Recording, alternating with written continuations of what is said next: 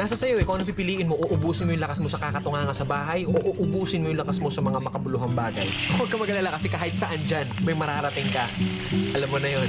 Hindi, ganito kasi yan. Dahil lang alam mong matagal at mapapagod ka, hindi ka natutuloy. Tsong wala kang mararating kung hindi mo pipihitin yung susi sa loob ng ulo mo. Gaano man kataas ang pangarap mo sa buhay, huwag kang matatakot sa pagod at sakripisyo dahil parte yun eh. Hindi ka makakakain ng kanin kung hindi mo sasaingin. Hindi ka makakakain ng ulam kung hindi mo lulutuin. Lahat ng bagay kailangan kilusan mo muna sa umpisa. Hindi tatakbo ang sasakyan kung hindi mo sususian. Kung hindi mo lalagyan ng gasolina, hindi yun tatakbo sa kung saan mo siyang direksyon dapat dalhin.